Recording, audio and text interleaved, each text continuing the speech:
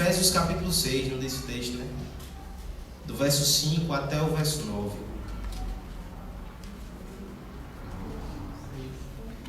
Efésios 6, do 5 ao 9.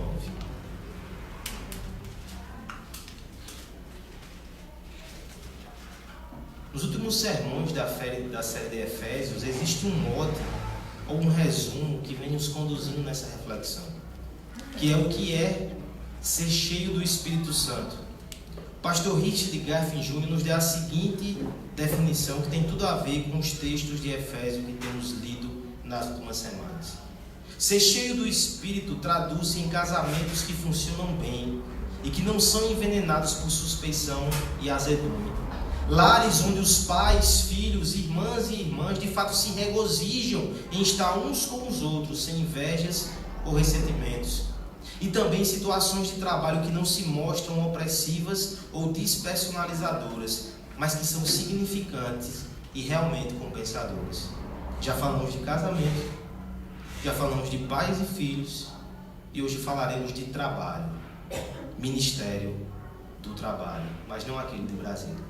Efésios, capítulo 6, do verso 5 até o verso 9, acompanhe com atenção e fé a palavra do Senhor, que diz assim: quanto a vós outros servos, obedecei a vosso Senhor segundo a carne, com temor e tremor, na sinceridade do vosso coração, como a Cristo, não servindo à vista como para agradar a homens, mas como servos de Cristo, fazendo de coração a vontade de Deus, servindo de boa vontade como ao Senhor e não como a homens, certos que cada um, se fizer alguma coisa boa, receberá isso outra vez do Senhor, quer seja servo, quer livre.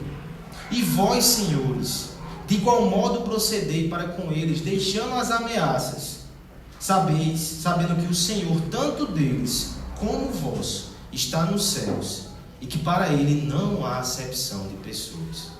Vamos fazer uma oração pedindo ao Senhor para nos ajudar a entender essa porção da Sua palavra. Pai amado, Pai bendito, nós te rogamos, Senhor, tem misericórdia de nós nessa noite. Te louvamos e te agradecemos por poder te adorar, confessar os nossos pecados, crendo no perdão de Cristo, poder agradecer a Ti publicamente, também com as nossas ofertas e com a nossa adoração de forma geral, mas te pedimos por esse momento tão sublime, onde somos instruídos pela Tua palavra como viver uma vida que Te agrada, onde recebemos uma porção de graça da Tua parte, onde contemplamos um pouco mais da Tua beleza e da Tua majestade, onde saciamos a nossa alma com Cristo. Te pedimos que nos instrua através desse texto, nos ensina, Pai, em nome de Jesus. Amém. Imagine a seguinte cena: sol a pino e um homem está golpeando uma rocha. Um trabalho cansativo, extenuante. Não é sem razão que esse homem tem a sua cara tão endurecida como aquela rocha. E se um de nós tivesse a ousadia de perguntar por que o seu semblante está tão carregado, possivelmente ele diria: você quer que eu esteja como se a parte que me cabe nessa lida é golpear essa rocha?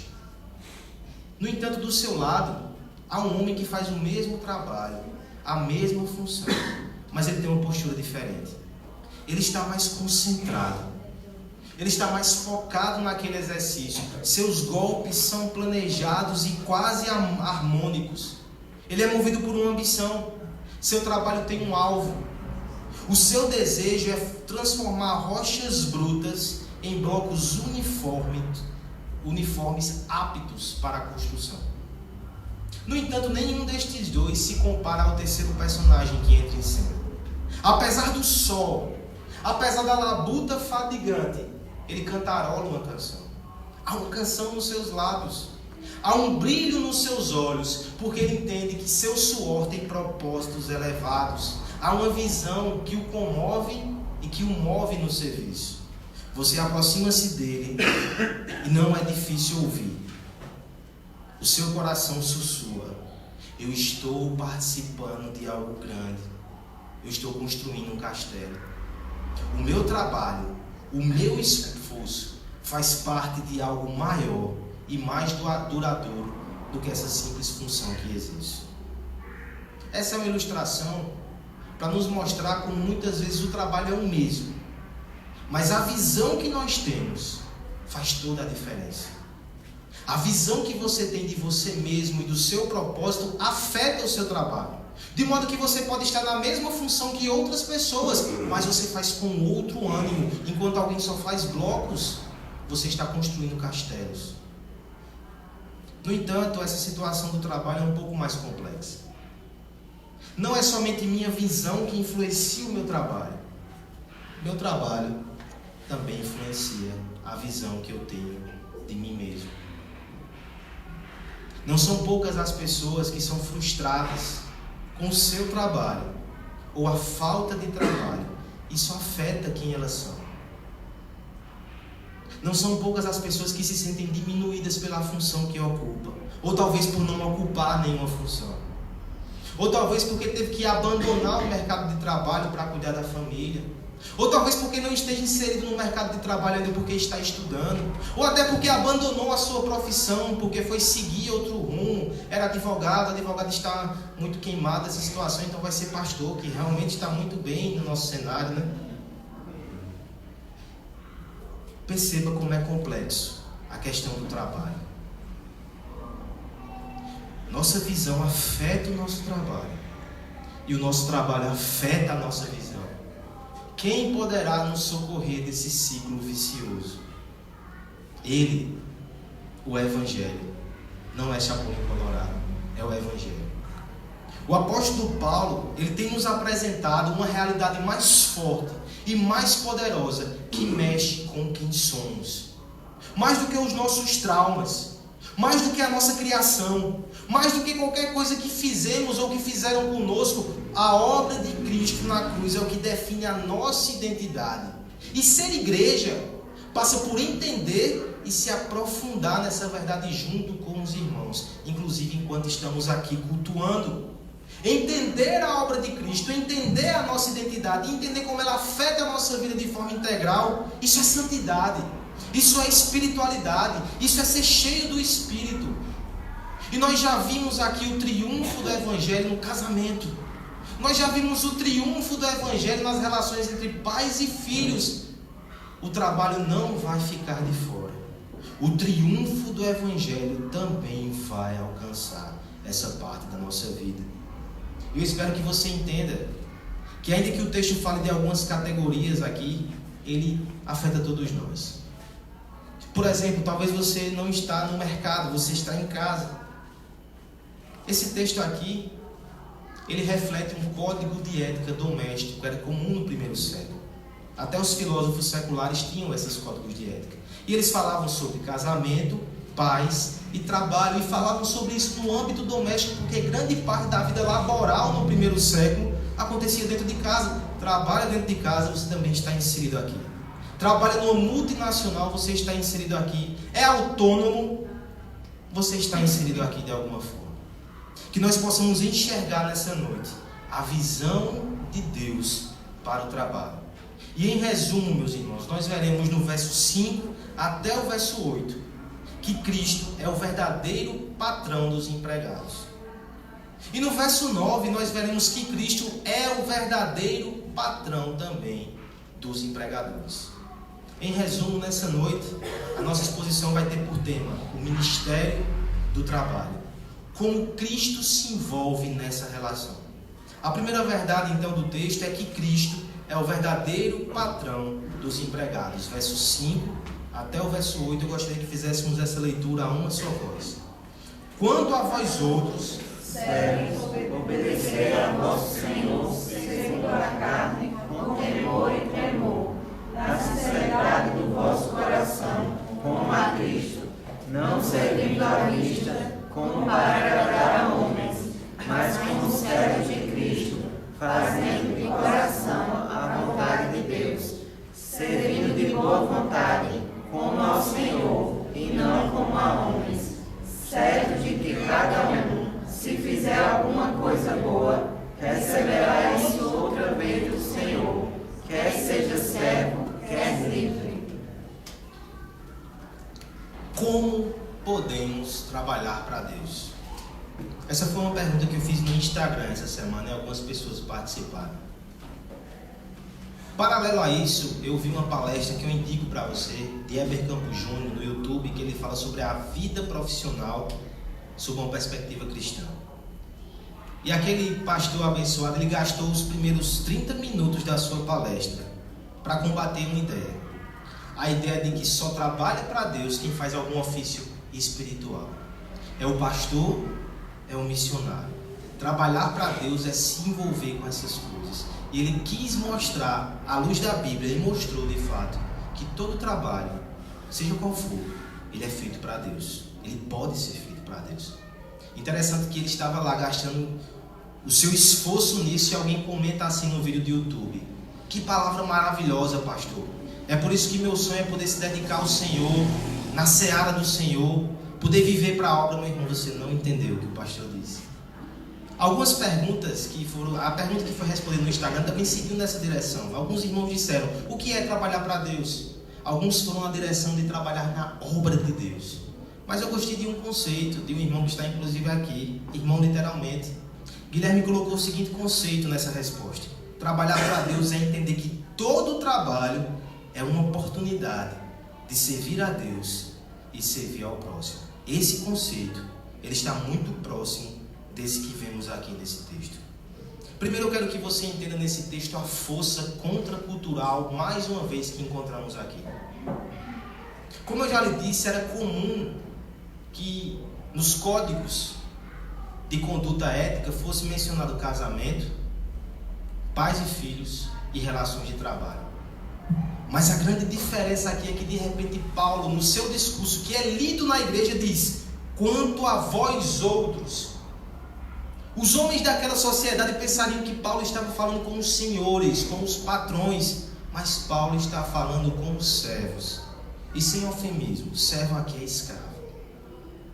Ele está se dirigindo a ele como pessoas, não como objetos, mas como pessoas. Interessante que ele está se dirigindo à igreja, e a igreja é composta por servos e senhores. No primeiro século, a maioria dos cristãos eram servos, eram escravos. Eles estavam sentados, ouvindo essa instrução. Deixa eu fazer um pequeno parêntese sobre a realidade social aqui, que eu acho que ela grita aos seus ouvidos, e você tem razões para isso. Nós estamos aqui dentro de um regime escravocrata. Esse era o regime econômico daquela época. Estima-se que no Império Romano havia uns 60 milhões de escravos. Muito mais escravos do que pessoas livres. A escravidão aqui nesse contexto é até diferente da nossa escravidão que nós tivemos aqui no nosso país. Porque se por um lado a escravidão aqui era muito focada em trabalhos manuais e em alguns casos degradantes, no Império Romano você tinha professores, tutores, médicos, toda sorte de ocupação eram ocupados por escravos. Esses escravos, eles tinham duas origens basicamente. Ou eram escravos de guerra, povos que eram vencidos e eram feitos escravos, ou até mesmo por dívida, pessoa que não podia pagar a sua dívida, ela se tornava escravo até que pudesse quitar aquela situação. Há algumas diferenças com o modelo de escravidão que conhecemos aqui. No entanto, escravo é escravo. Aristóteles, filósofo muito importante, ele chegou a dizer o seguinte: o escravo é uma ferramenta viva. Assim como os nossos objetos são escravos inanimados. Você percebe que de certa forma eles não eram tratados como pessoas. E eu não posso ignorar, por registro histórico, que havia um movimento nessa época em Roma para que isso mudasse. Mas a realidade dos escravos ainda era muito difícil. E a pergunta que não quer calar é: e o que o cristianismo fez a esse respeito? Num primeiro momento parece que ele somente se adequa a essa realidade social. Sim, no primeiro momento parece isso. Mas seria anacronismo da nossa parte entender que deveria haver uma revolução, uma transformação imediata dentro da nossa sensibilidade contemporânea. O que acontece é que de forma sutil, mas profundamente transformadora. O cristianismo muda os corações e em pouco tempo a realidade social havia sido transformada. E o apóstolo Paulo é um dos homens que plantam essa semente do evangelho, que depois vai ser colhido de forma fantástica. Nós vemos aqui Filemon. Eu não sei se você conseguiu perceber como Filemon é revolucionário, ainda que sutil. Porque Paulo diz ao escravo fugitivo: volte para Filemon. Mas a Filemon ele diz: não receba ele como escravo, receba ele como irmão. Trate ele como você me trataria. Isso é uma revolução. Essa relação está sendo desfeita por dentro. É como o pastor Nicodemos diz: o cristianismo ele não usa band-aid, mudando estruturas sociais primeiramente. Ele vai no coração dos indivíduos e esses mudam as estruturas. Não é sem razão que até a escravidão contemporânea de alguns séculos atrás, ela foi grandemente afetada por um cristão, nosso irmão, Wilberforce. Você pode pesquisar sobre isso. Nesse contexto, então, nós estamos vendo Paulo jogando as primeiras sementes. E a semente está aqui. Quanto a vós outros, sujeitos, homens, mulheres, servos, me ouçam. Há algo que vocês precisam entender. Ele vai dar orientações a esses irmãos como eles devem se portar no seu ambiente de trabalho. Muito difícil, muito hostil. Então, se você pensa que o seu trabalho é uma escravidão, serve para você também. Se não chega a tanto, aplique com graça. Olha o que ele vai dizer a esses homens, verso 5. Quanto a vós outros, servos, obedecei a vosso Senhor segundo a carne. Obedecei. Termo militar. Prontidão. Esteja com o ouvido atento. Quando o comando chegar, você atende. Forte. Forte, porque nós lembramos inclusive que é o mesmo termo do capítulo 6, versículo 1, quando fala de crianças que devem obedecer aos seus pais. O mandamento é muito forte. Obedeça. Não é porque agora você se tornou cristão que você deve se rebelar e não aceitar mais fazer qualquer tipo de serviço. Você não vai mais engolir sapo. Há quem diga que o cristão agora é cabeça, não é cauda. Por isso ele não pode mais se submeter. Nós aprendemos aqui diariamente que ser cristão é um pouco diferente disso. Seguir o Cristo crucificado é diferente. Obedecer. E perceba como até amarra eles na circunstância. Obedecei a vosso Senhor segundo a carne. Não use a escapatória de dizer: não, eu obedeço ao Senhor. Esse aqui não. É esse. É esse Senhor que você tem que obedecer. E como se não bastasse algo tão forte, ele vai qualificar 4 coisas que ele qualifica nos próximos versículos dessa obediência. Primeiro, com tremor e com temor. Não entenda aqui, meus irmãos, que o temor e o tremor é ao homem. Deus não manda que a gente tema os homens. O texto paralelo de Colossenses 3:22 vai dizer assim: escravos, obedeçam em tudo aos senhores terrenos, não somente para agradar os homens quando estão observando, mas com sinceridade de coração, pelo fato de vocês temerem ao Senhor. Ou seja, tema ao Senhor na relação de trabalho. Temor ao Senhor é o princípio da sabedoria. Reverência, cuidado, respeito do ambiente de trabalho. É porque você teme ao Senhor, você respeita ao Senhor, que você vai ser respeitoso, correto e fiel no seu trabalho. Esse é um princípio bíblico. Mas deixa eu lhe dar outro dado interessante. Temor e tremor é a palavra que nós usamos aqui na liturgia quando o nosso irmão Acácio leu Filipenses 2:1-12. Filipenses 2:12. Todo cristão tem que desenvolver a sua salvação com temor e tremor. Ou seja, uma parte da sua vida de santidade é ter temor e tremor no seu ambiente de trabalho. Deixa eu ir um pouco além. Paulo, quando vai falar do seu ministério de pregação em 1 Coríntios 2:2-3 diz: pois decidi nada saber entre vós, a não ser Cristo e esse crucificado. Texto muito conhecido, mas veja o verso que vem depois. Ele diz: e foi com fraqueza, temor e muito tremor que estive em vocês. Meu irmão, faça analogia na sua cabeça. Assim como um pregador, ele tem que ter temor e tremor para pegar a palavra de Deus para o seu povo, você, no seu trabalho, tem que executar suas funções com temor e tremor. É um ato de devoção religiosa o seu trabalho a Deus. Deixa ele dar mais qualificativos. O verso 6 vai dizer: não servindo à vista como que para agradar homens. É claro, se você está fazendo para Deus, se você está servindo a Cristo, quando o seu patrão vira, você vai continuar servindo. Você não vai estar lá na paciência e quando ele chega perto você troca a tela. Você vai estar servindo com integridade. Vejam os homens ou não, porque você serve a Deus. Na ausência você continua respeitando os seus superiores. Eita, que desafio. É tão fácil maldizer. É tão fácil jogar na lama a reputação daqueles que são superiores, às vezes por um ressentimento no coração. Mas Paulo está dizendo: você não vai agir assim, me olhe. Ele estava falando para escravos. Nós que estamos com a nossa CLT, ou com qualquer outra relação de trabalho, concursado, nós não podemos ignorar que essa é uma obrigação que Deus nos dá. Não servir à vista, honrar e respeitar. Ele vai enfatizar isso ainda no verso 6. Não servindo à vista como para agradar aos homens, mas como servos de Cristo, fazendo de coração a vontade de Deus. É a mesma coisa que ele já disse na parte B do verso 5. Fazendo com sinceridade de coração. Não é ser servo porque você está sendo obrigado. Não é cumprir ordens porque você quer o seu salário. É porque o seu coração é um coração de servo.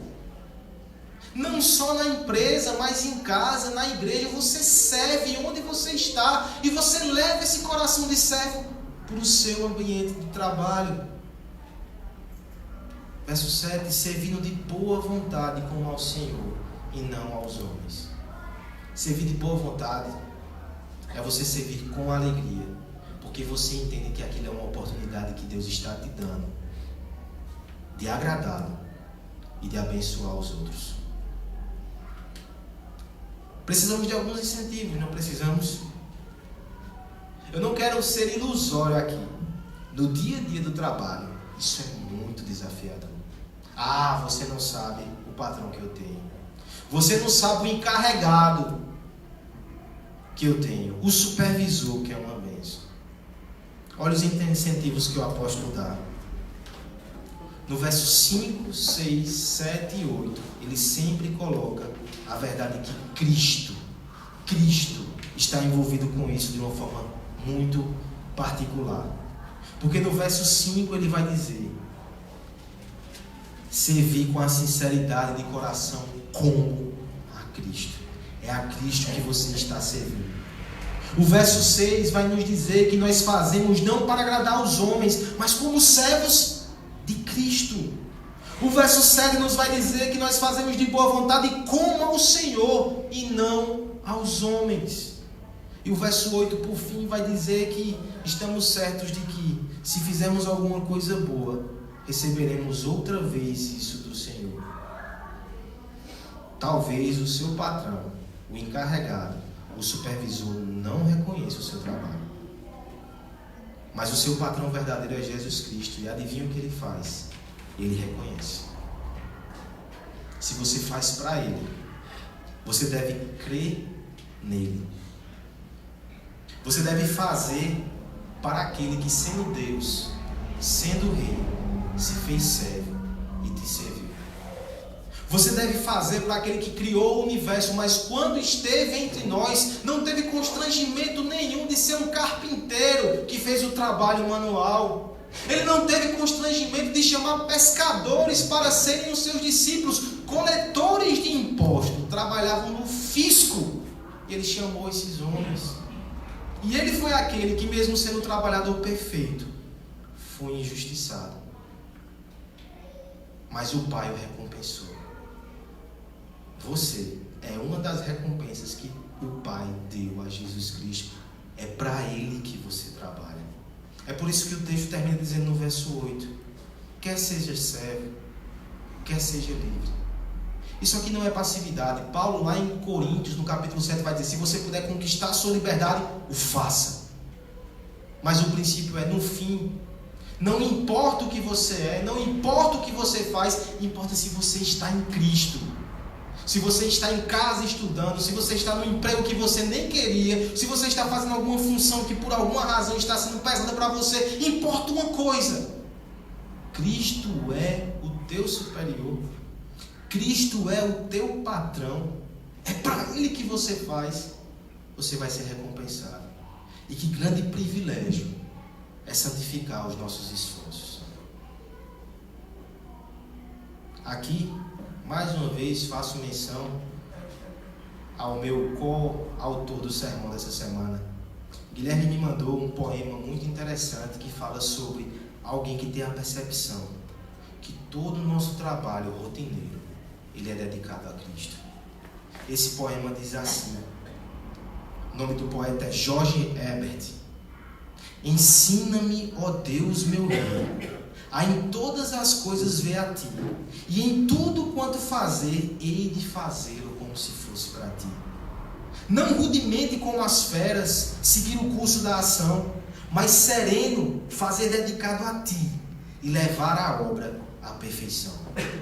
Um homem olha a janela, o olho pode ali descansar, ou se quiser além dela, pode o céu espreitar. Ou seja, o seu trabalho é a janela. Além da janela, há Cristo no horizonte. Não olhe para a janela, olhe para além dela. Todos podem tomar parte em Ti. Nada pode ser tão disforme que a tintura do puro amor a Ti, em puro fulgor, não transforma. Essa é a pedra famosa, que em tudo transforma ouro. Pois aquilo que Deus vê e toca não pode ser julgado como desdouro. A pedra filosofal, que transforma em ouro tudo que toca, é o nome feito ao Senhor. Aqui eu me lembro das palavras de Calvino, que comenta nesse texto, dizia: o mundo está habituado a dar menos valor aos trabalhos de escravos. Deus, porém, os coloca em pé de igualdade com os deveres dos reis. Em sua estima, a situação externa é descartada e Deus julga conforme a integridade dos corações.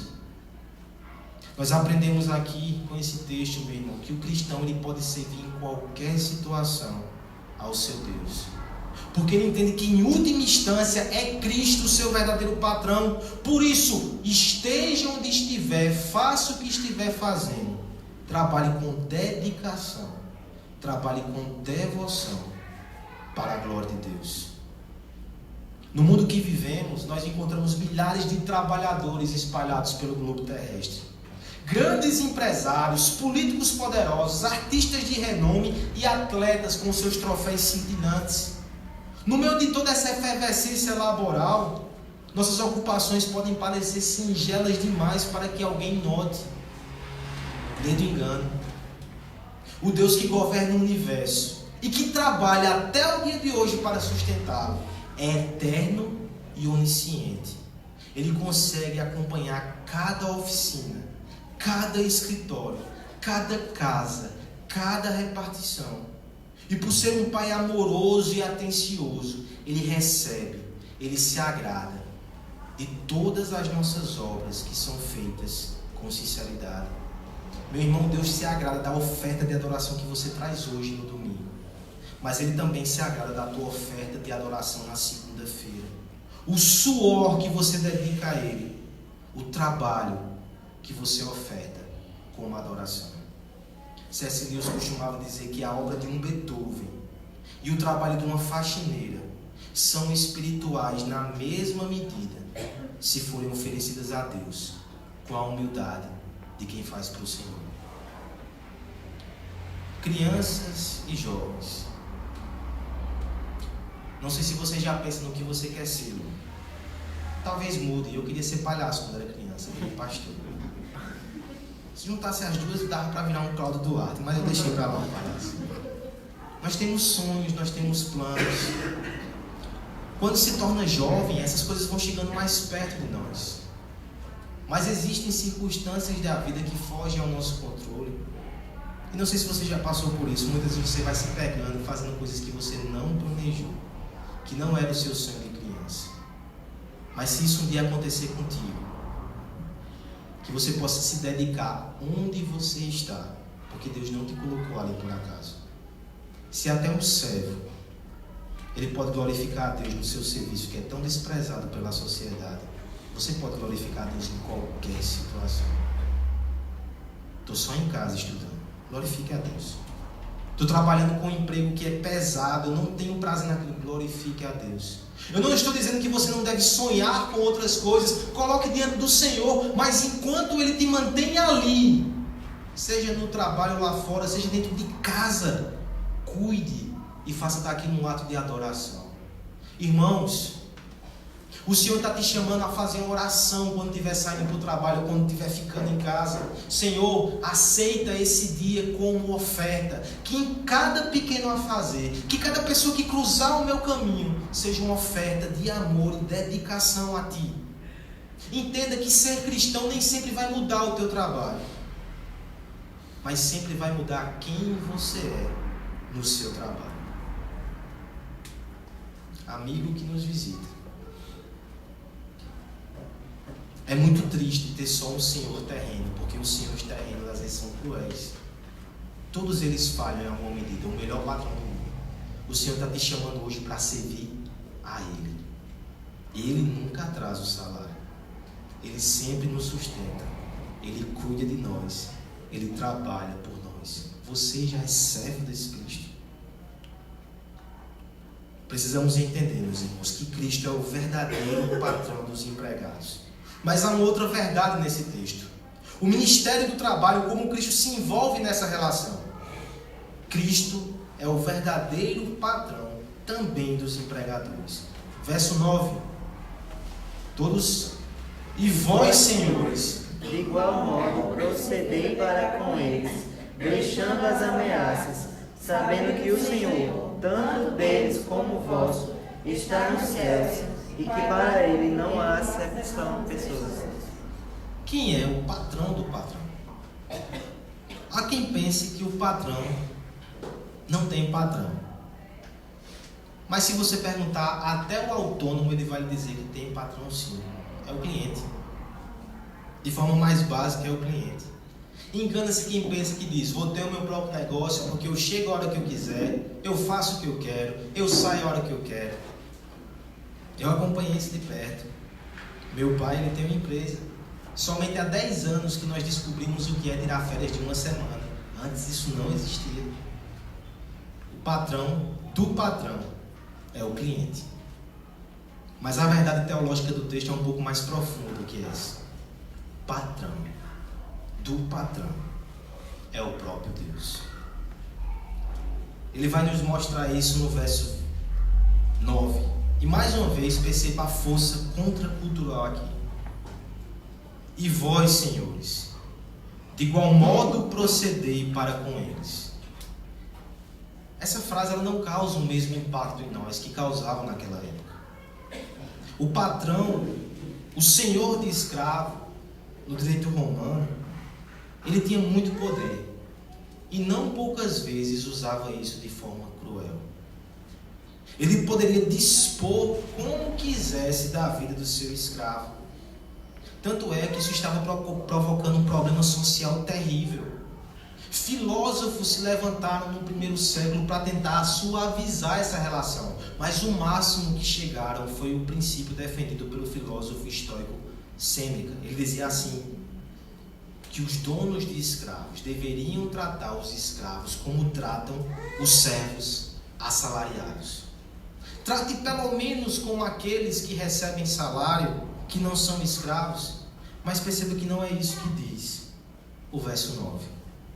E a vós, senhores, de igual modo procedei para com eles. Nós temos aqui igualdade material, de igual modo. O que eles fazem, assim como eles fazem, vocês devem fazer também.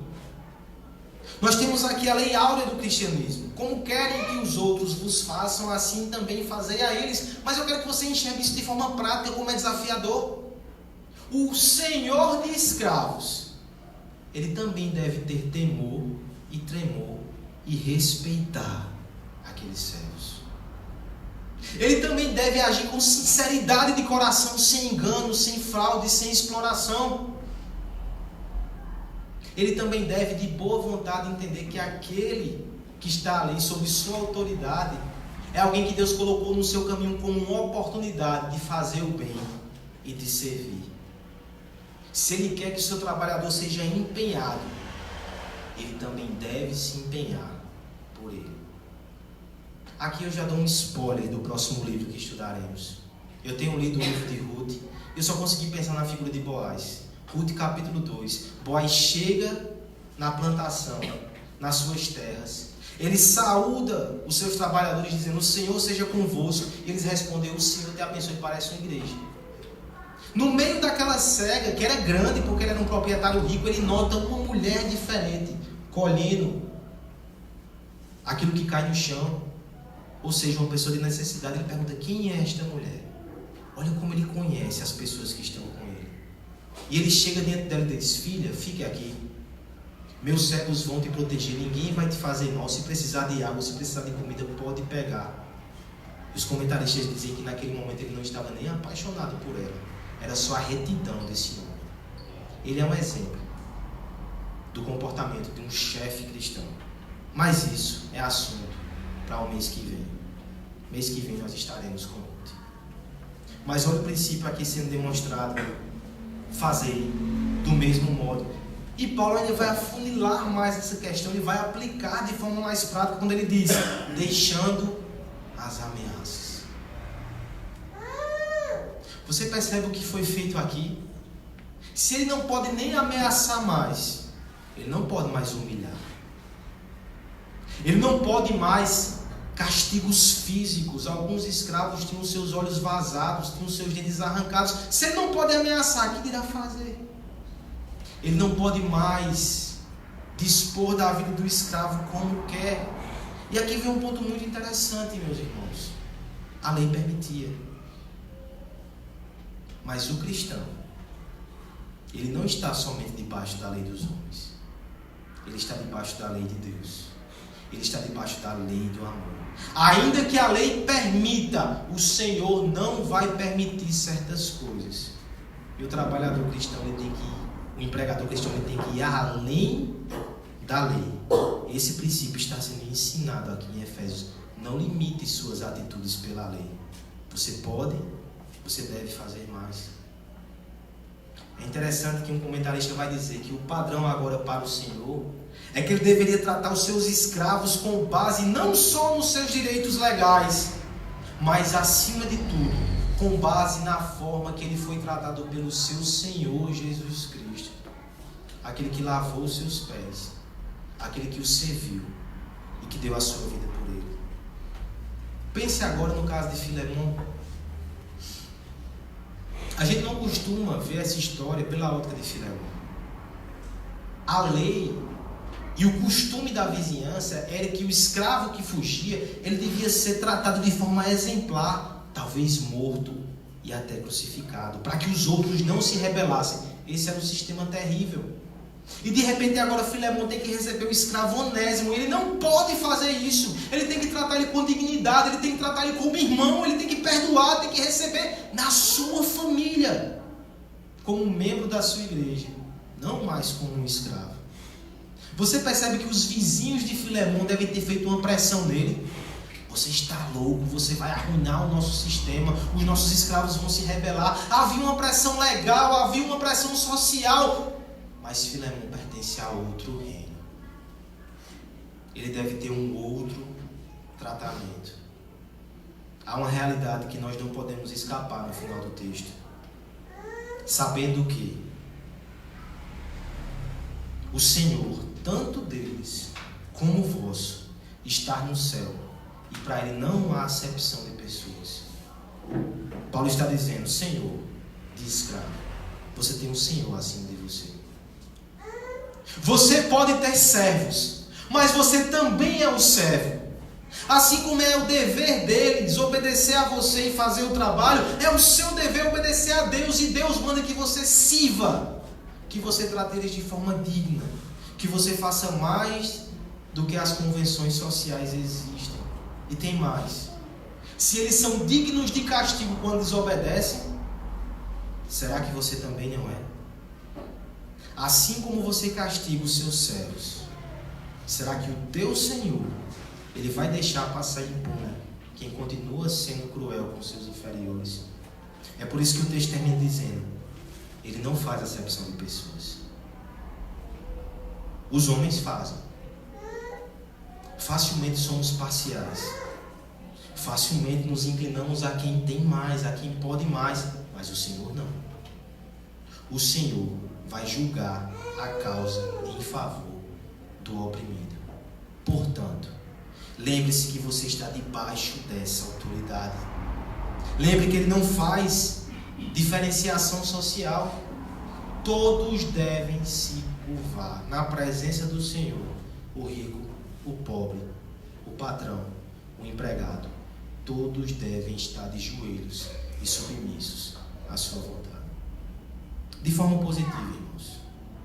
Aqueles que têm cargo de chefia e de liderança, mesmo que não seja o chefe da empresa, mas tem alguém debaixo de você na hierarquia. Se você ama o rei que se fez servo, pareça com ele. Se você ama e admira o chefe que lava os pés dos discípulos, seja como ele. Se você ama e admira o líder que morre por seus liderados, adivinha o que você tem que fazer também pelos seus liderados. E ele é o teu patrão. E a sua ordem é que você seja assim para com o seu próximo. No curso que fiz alguns dias atrás, um exemplo dado pelo professor Chung, coreano, foi muito interessante. Eu disse coreano só para justificar o nome, certo? Não tem nada a ver com a história. Ele nos contou sobre uma experiência que teve na Igreja Presbiteriana Nacional, lá em Brasília. Conversando com o pastor daquela igreja, conhecendo uma irmã que estava se aposentando. Aquela irmã, por muitos anos, ela foi secretária dos presidentes do Banco do Brasil, várias gestões.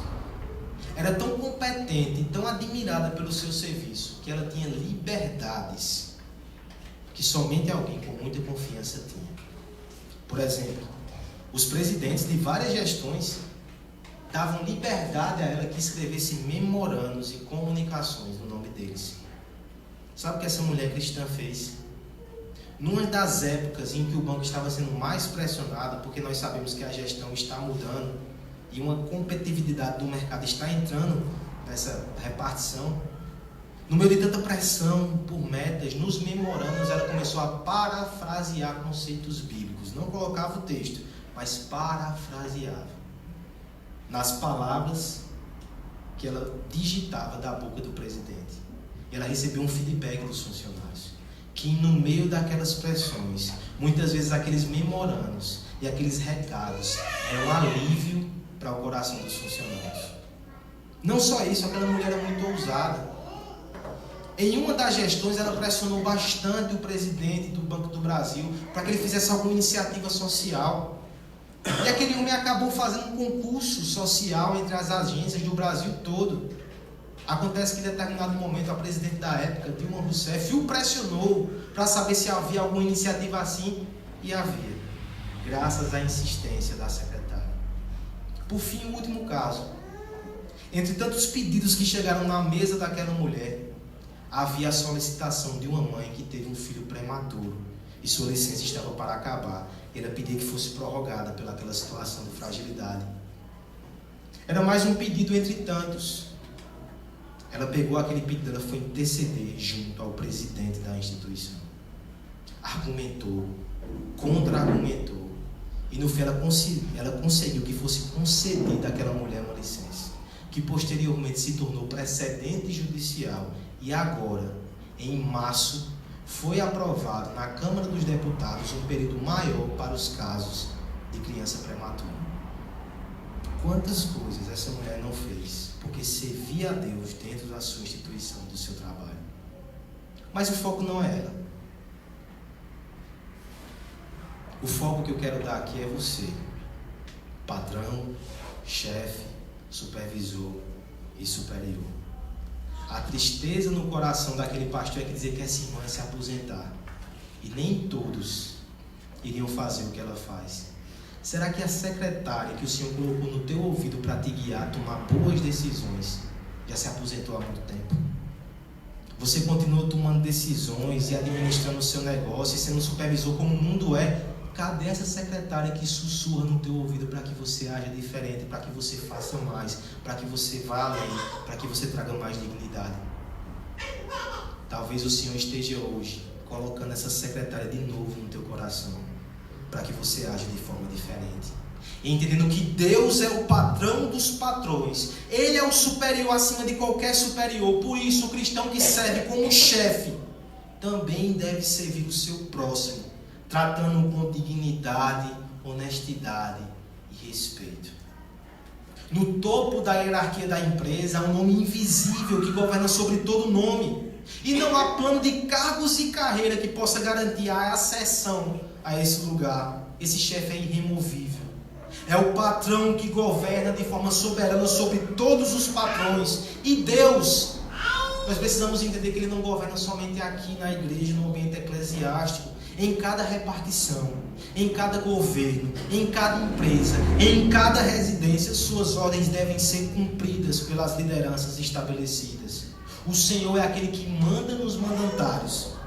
Dele somos todos servos e não há nenhuma exceção. Por isso, se há aqui nessa igreja líderes, homens e mulheres, que vocês possam liderar de forma crucificada, pois o Deus da cruz é o teu superior. Sabe aquele impulso de mandar, de querer ser o chefe? Até nas crianças nós temos isso. Se esse impulso um dia for atendido por Deus, que você mande para servir, que você chefie para abençoar. Meus irmãos, talvez não seja o seu caso, talvez você seja um empregado, mas nós não sabemos o dia de amanhã. Seja qual for a situação que Deus te colocar, e se Ele já te colocou hoje, se há pelo menos alguém debaixo da sua autoridade, que você entenda isso. Você deve tratar essa pessoa como gostaria de ser tratado, e mais, você deve tratar essa pessoa como o teu patrão, como o teu Senhor Jesus Cristo te trata, com graça, com misericórdia. Meu irmão, não se iluda, nós nunca ficaremos sem patrão. Quando eu tiver o meu negócio, quando eu for autônomo, nós nunca estaremos sem patrão. Todos somos servos de Deus e devemos obedecê-lo nas nossas ocupações. Se você está aqui e ainda não se curvou a esse patrão, mais uma vez eu te conclamo que se quebrante e se torne um servo dele. E entre para o seu plantel e tenha um nome na sua lista de servos. Não existe patrão como Deus. Que você possa se curvar diante dele e seguir. Ministério do Trabalho. Cristo é o patrão dos empregados e também dos empregadores. Como essa verdade vai te desafiar na segunda-feira? Algumas conclusões para nós, meus irmãos. A primeira delas é o que o Ministério do Trabalho é adoração. Deus se agrada quando você cumpre os seus papéis com fé. O culto, Ele está aqui para te preparar para continuar servindo a Deus amanhã. Não faça dicotomia. A minha vida religiosa e a minha vida profissional. Lá o que impera é a regra dos negócios, é a regra do mundo, é a regra do menor serviço. Eu vou fazer o que der. Meu irmão, na segunda-feira você tem que adorar a Deus do mesmo jeito. O amor de Deus, Ele nos envolve e nos cerca todos os dias da semana. Por que então a nossa resposta de gratidão vai se resumir a apenas um dia? Se a graça do Senhor nos brinda com favores incontáveis, por que a adoração a Ele faria parte somente de um compartimento da nossa vida? Não. Todos os dias e em cada parte você tem que servir ao Senhor. O cristão é aquele que abandona os seus labores para no dia do Senhor adorar a Deus. Mas é aquele que sai daqui com o coração fervendo de devoção, pronto para entrar em ação na semana que começa, consciente de que em cada serviço, cada pessoa, cada instante são oportunidades de adoração que Deus te dá. Cada página que você lê, cada curativo que você faz, cada aluno que você ensina, cada momento na retífica é uma oportunidade de louvar o Senhor. Não desperdice. Adore ao Senhor na segunda-feira. Isso vai carregar o teu dia e a tua vida de propósito. Isso vai honrar o teu Senhor. Meus irmãos, o Ministério do Trabalho também é uma escola. O que você tem aprendido? O que você tem ensinado? Triste é o cristão que se conforma às regras desse mundo, vive e trabalha como qualquer um outro. Triste é o cristão que só vive de discurso, mas no seu dia a dia não trabalha para a glória de Deus. Eu te pergunto, o que é que está por trás das suas motivações? Quem é que te faz chegar na hora? É o ponto na parede e a ameaça de desconto? Qualquer um faz isso. O cristão ele tem que ter uma motivação mais nobre, porque ele conhece a um Deus que age da forma certa, no tempo certo, que é zeloso com tudo que faz, e por isso você quer imitá-lo. Quem é que te faz lutar pelas metas? Quem é que te faz estudar um pouco mais? Quem é que te faz atender com dedicação as pessoas e executar todo o trabalho das tuas mãos? É a justa expectativa do salário? É a justa expectativa da promoção? É a justa expectativa da promoção? Qualquer um pode fazer isso. Mas o cristão, ele tem uma motivação a mais. Ele serve porque foi servido. Ele trabalha porque Deus está trabalhando a ele. Está trabalhando nele. Não trabalhe pelo pão que perece. Trabalhe porque você quer agradar ao seu Senhor. O Ministério do Trabalho também é uma missão para nós. Porque todos os dias você tem ao seu redor pessoas que não conhecem a Cristo. Como elas te ouvirão sobre Cristo? Se com o seu trabalho você desconstrói a verdade que você prega. Quando nós abrimos a boca para testemunhar sobre as riquezas do céu, as pessoas vão ter dúvidas dessa riqueza. Se percebe que nós somos cobiçosos e que vendemos a alma pelas riquezas do mundo. Quando nós anunciamos um Deus santo e perfeito que cuida dos seus, nós não podemos contradizer essa pregação se nós somos descuidados nas nossas tarefas e nós não cuidamos das pessoas ao nosso redor. Como proclamar um Cristo que morre na cruz se não conseguimos mortificar nossas queixas e reclamações? A boca que murmura no seu trabalho trabalha contra a pregação do Evangelho. Eu me lembro de um exemplo de um holandês chamado Hoekemaker. Escrevia sobre arte, mas se aplica a nós. Ele dizia o seguinte: o encanador que fala sobre Cristo, que fala sobre o Evangelho, mas quando sai da sua casa deixa a torneira pingando, ele não pregou Cristo. Ele contribuiu para que o coração de uma pessoa seja endurecido. Ajeite o cano bem direitinho, cuide das pessoas bem direitinho, seja um bom advogado, um bom professor, uma boa dona de casa, um bom estudante, e assim o seu discurso vai ter credibilidade. Porque eles verão alguém que tem um coração que está sendo moldado pela graça de Deus. Trabalho também é missão. E por fim, meus irmãos, trabalho é salvação. Não o trabalho que fazemos, mas o trabalho que Deus faz em nós. Todo o seu esforço, seja um rei, um poeta, não vai ter valor eterno se você não estiver com Cristo. O tempo vai consumir tudo o que você faz. Como é que aquilo que fazemos pode ter valor eterno? Quando corremos para Cristo e Ele trabalha em nós, Ele trabalha por nós e nós trabalhamos para Ele. Somente em Cristo o Ministério do Trabalho faz sentido. E você pode fazer coisas belas e eternas. Você pode olhar para os seus blocos diários e perceber uma catedral eterna que está sendo construída. Deixa eu concluir com mais uma poesia. Hoje o sermão está muito poético. Carlos Drummond de Andrade, Noite na Repartição. Nós temos ali a cena montada e tem um oficial de cartório. Talvez um poema bibliográfico. Esse oficial de cartório, no final do expediente, a sala vazia, ele olha para o papel com muita frustração e diz: papel, respiro-te na noite no meu quarto, no sabão que passo no meu corpo, na água que bebo. Até quando, sim, até quando te provarei como única ambrósia Aquele homem não aguentava mais os papéis.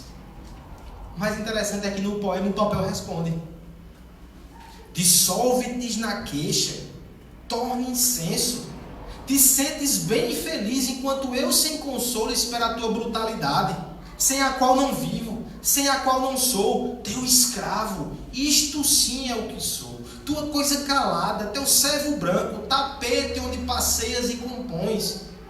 O papel também estava estressado. Diante disso, a porta se abre, range e diz: de tanto abrir e fechar eu perdi a vergonha, estou exausta, cética e arruinada. No meio dessa confusão, a aranha começa a se lamentar, o telefone se lamenta, até a traça aparece e começa a reclamar. Uma grande discussão se instala, e aí você pode ler o poema todo em casa. Eles falam sobre bebida, amor, morte, até que a vassoura se enfesa e começa a derrubar tudo. Confusão na noite da repartição. Mas o ponto de virada no poema é quando uma pomba entra na cena. Seria uma representação do Espírito pela graça comum de Deus. Ela se dirige ao homem e diz: por que sofrerás sempre, homem? Pelo papel que adoras. A carta, o ofício, o telegrama têm as suas secretas consolações. Confissões difíceis pedem uma folha branca. Não grites, não suspire, não te mates. Escreve. E por que desprezas papel, o homem, se ele te fecunda com seus dedos sujos, mas dolorosos? Pensa nas doçuras das palavras. Pensa na dureza das palavras. Pensa no mundo das palavras. Que febre te comunicam, que riqueza. Porta decaída, ergue-te. Serve aos que passam. Teu destino é o arco, são as bênçãos e consolações para todos. Pequena aranha pessimista, sei que também tem direito ao idílio. Vassoura, traça, todos regressai ao vosso comportamento essencial. Que cada um de vocês faça uma coisa que seja bela. Há uma só voz, o papel, a vassoura, os processos, a porta, os cacos de garrafa. O homem, todos surpresos, dizem: uma coisa bela. A pomba, no auge do seu entusiasmo, torna-se branca e diz: sim, uma coisa bela, uma coisa justa. No fim do poema, o homem se põe de pé, fica branco como a pomba, como quem recobra a sua dignidade e humanidade, e diz: uma coisa bela, uma coisa justa. Meus irmãos, o Senhor te chama para fazer uma coisa bela e uma coisa justa no dia de amanhã. Não se enfade, não se canse, porque tudo que você faz tem valor eterno para Deus. As coisas menores, ainda que o mundo despreze, ainda que ninguém te veja, ainda que ninguém reconheça, faça uma coisa bela para Deus. Faça uma coisa justa para Deus. Que no final do dia você diga: Senhor, eu espalhei ofertas de amor para Ti. Quando eu atendi alguém, quando eu ensinei alguém, quando eu servi a minha família, quando eu vendi um carro, quando eu lutei na justiça por alguém, quando eu estudei para o concurso, foi para Ti, Senhor. Foi uma coisa bela, foi uma coisa justa. Faça para a glória de Deus. Esse é o ministério do trabalho. Esse é o ministério do cristão. Vamos cantar uma canção, meus irmãos, que fala sobre dedicação de tudo que fazemos para Deus no nosso dia a dia.